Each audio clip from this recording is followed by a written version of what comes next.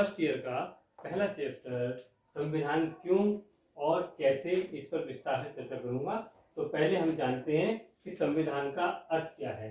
तो संविधान जो है कॉन्स्टिट्यूशन शब्द का हिंदी अनुवाद है और इस शब्द का प्रयोग जो है मानव शरीर के ढांचे के लिए प्रयोग किया जाता है और कॉन्स्टिट्यूशन शब्द का प्रयोग जो है संविधान के ढांचे और संगठन के लिए प्रयोग किया गया है।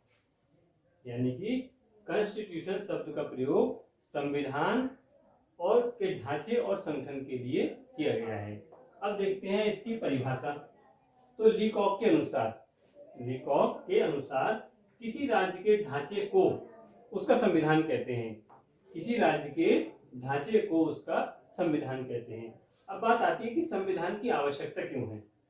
संविधान की आवश्यकता क्यों है, संविधान क्या है। संविधान एक किताब के समान है। किसके समान है?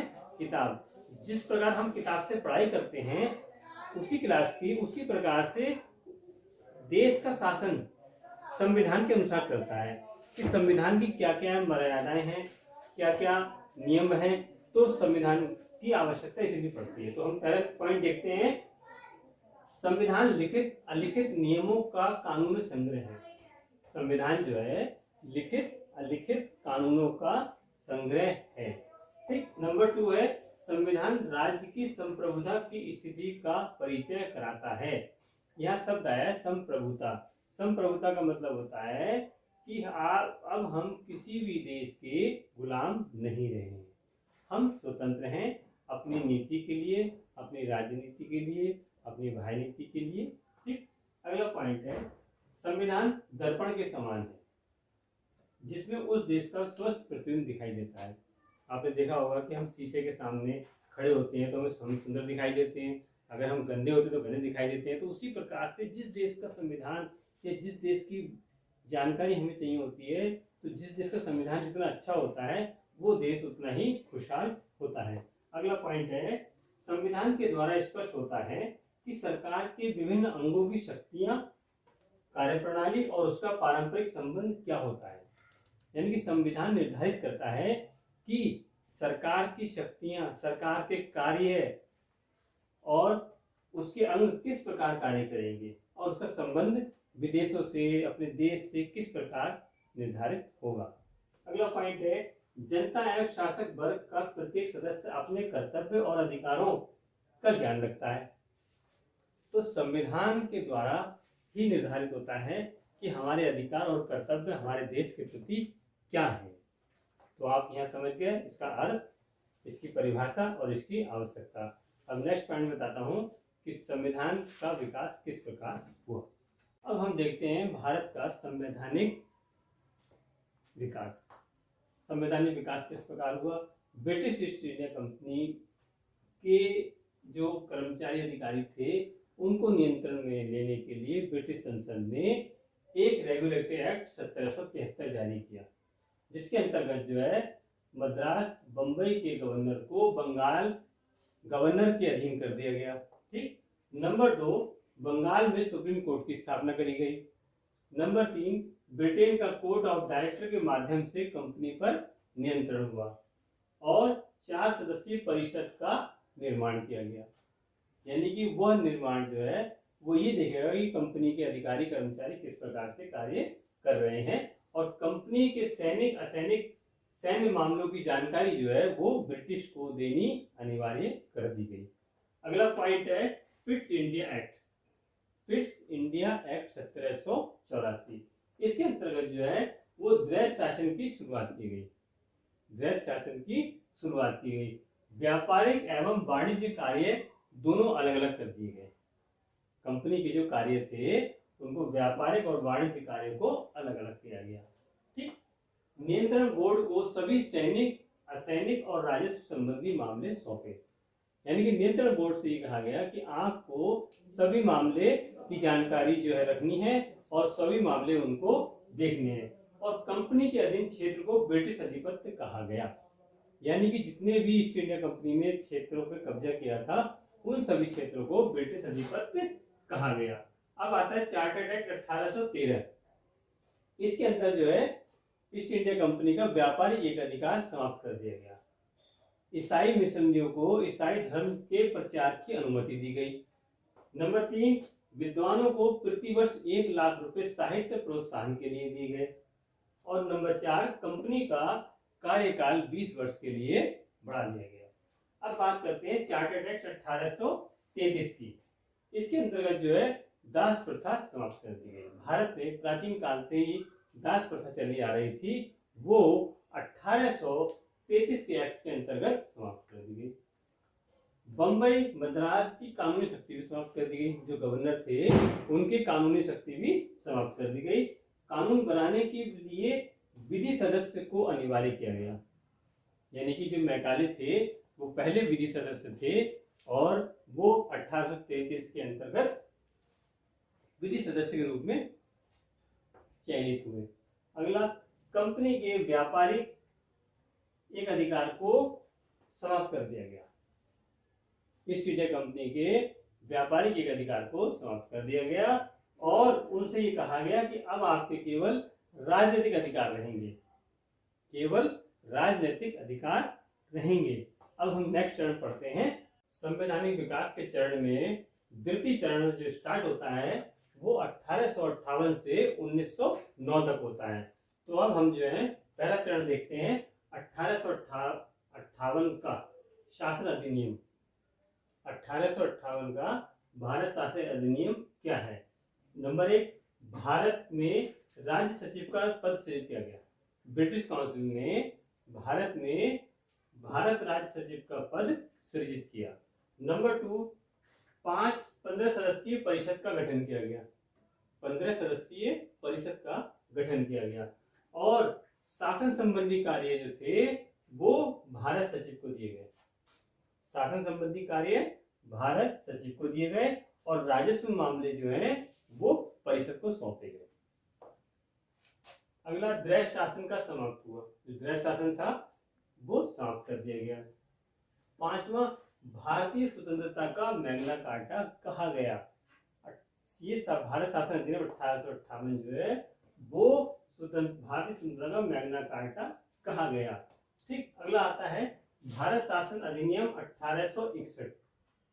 1861 इसके अंतर्गत जो है भारत आपात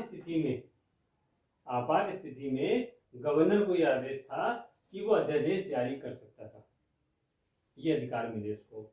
नंबर 2, कानून बनाने की प्रक्रिया में जो कानून बनते थे उसकी प्रक्रिया में अब तक भारतीय लोग शामिल नहीं थे, लेकिन भारतीय लोगों को भी नामित किया गया। नंबर 3, 5वां सदस्य न्यायविद होगा, यानी कि गवर्नर परिषद की जो काउंसिल थी उसमें 5वां सदस्य जो है वो न्यायविद व्यक्ति होगा। और चौथा पॉइंट है, विधि निर्माण हेतु जो परिषद थी उसकी संख्या जो है वो 6 से 12 कर दी गई। विधि निर्माण हेतु जो परिषद की संख्या वो थे सदस्य, उनकी संख्या 6 से 12 कर दी गई और उनका कार्यकाल 2 वर्ष किया गया। ठीक। अब आता है 1882 का अधिनियम। इसके अंतर्गत जो है चुनाव पद्धति की शुरुआत की गई। अगर आपसे कोई ये पूछता है कि भारत में चुनाव पद्धति की शुरुआत कब की गई, तो वो 1882 के एक्ट के द्वारा। अगला पॉइंट है, राजस्व परिषद को वित्तीय विषय पर, जो राजस्व परिषद थी उसको वित्तीय परिषद पर बजट बनाने का, प्रश्न पूछने का अधिकार बनाने का नियम दिया गया। यानी कि जो बजट से संबंधित होता है वो प्लस प्रश्न पूछने का अधिकार जो है बनाने का अधिकार दिया गया। अगला आता है 6 नए सदस्यों में 40% गैर सरकारी सदस्य बनाए गए। जो नए सदस्य थे तो उनमें 40% सदस्य जो थे वो गैर सरकारी थे, यानी सरकारी नहीं थे। अगला है केंद्रीय प्रांतीय परिषद का विस्तार 18 से 20 तक बढ़ा दिया गया। जो केंद्रीय प्रांतीय परिषद थी उसके सदस्यों की संख्या जो है वो 18 से 20 नए सदस्यों की अनुमति प्रदान की गई। तो ये था हमारा द्वितीय चरण का। अब एक पॉइंट और है 1909, वो भी मैं आपको बताता हूँ। 1909 भारत में संवैधानिक विकास के द्वितीय चरण जो है वो 1858 से 1909 तक था। तो अब हम जो देखते हैं भारत शासन अधिनियम 1909 के प्रमुख प्रावधान। सत्येंद्र प्रसाद सिन्हा प्रथम भारतीय कार्यपालिका के सदस्य बने। सत्येंद्र प्रसाद सिन्हा जो है वो प्रथम भारतीय कार्यपालिका के सदस्य बने। नंबर 2, पृथक निर्वाचक मंडल का गठन किया गया। पृथक निर्वाचक मंडल का गठन किया गया जिसके वर्ग थे सामान्य, विशिष्ट, वर्ग विशेष, व्यापार मंडल और भूस्वामी। ठीक। अगला है सदस्यों को, जो सदस्य थे परिषद के, उनको पूरक प्रश्न, संस्थाओं को कर्ज देने के लिए, अतिरिक्त अनुदान, नए कर लगाने के लिए, सार्वजनिक हित से विषयों पर विवेचना का प्रस्ताव पारित करने के लिए, मत विभाजन की मांग का अधिकार प्रदान किया गया। ठीक। अगला है केंद्रीय प्रांतीय विधान परिषद के विस्तार की व्यवस्था की गई। जो केंद्रीय प्रांतीय विधान परिषद थी उसके विस्तार की भी व्यवस्था 1909 के एक्ट के अंतर्गत की गई। और सदस्यों के प्रकार जो थे वो बढ़ाए गए। इसमें पदेन सदस्य, मनोनीत सदस्य, सरकारी सदस्य, गैर सरकारी सदस्य निर्वाचित हुए। इस प्रकार जो है द्वितीय चरण समाप्त हुआ। अब हम देखेंगे भारत के संवैधानिक विकास का तृतीय चरण। भारत में संवैधानिक विकास का तृतीय चरण जो है वो 1910 से लेकर के 1939 तक है। अब इस पर हम विस्तार से चर्चा करते हैं। तो भारतीय परिषद अधिनियम 1919 के द्वारा लोक सेवा आयोग का कार्य भारत सचिव को सौंपा गया।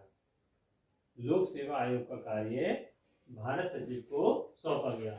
नंबर 2, भारत के उच्चायुक्त की नियुक्ति लंदन में की गई।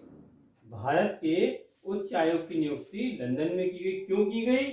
भारतीय छात्रों की सुविधाओं के लिए, कि भारत के छात्र जो विदेशों में जाते हैं उनको कोई दिक्कत या परेशानी ना हो, इसके लिए उच्च आयोग की नियुक्ति की गई। नंबर 3, पृथक निर्वाचक मंडल में सिखों को भी शामिल किया गया। पृथक निर्वाचक मंडल में सिखों को भी शामिल किया। चौथा पॉइंट है केंद्रीय विधायिका द्विसदनात्मक बनाई गई। जो केंद्रीय विधायिका थी उसको द्विसदनात्मक बनाया गया। और राज्य परिषद का कार्यकाल 5 वर्ष और विधान परिषद का कार्यकाल 3 वर्ष निर्धारित किया गया। द्वैध शासन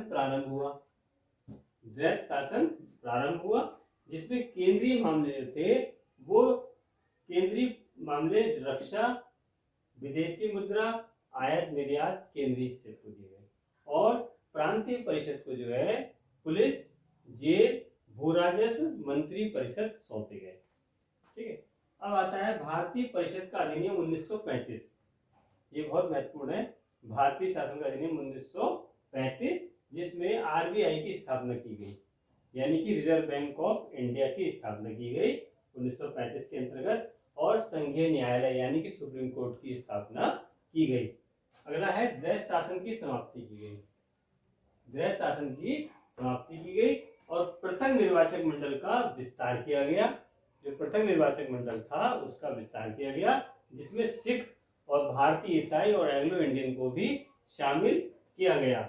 और बंबई, बिहार, बंगाल, असम, उत्तर प्रदेश, मद्रास में द्विसदनीय बनाया गया, यानी कि इन 6 राज्यों को द्विसदनीय बनाया गया।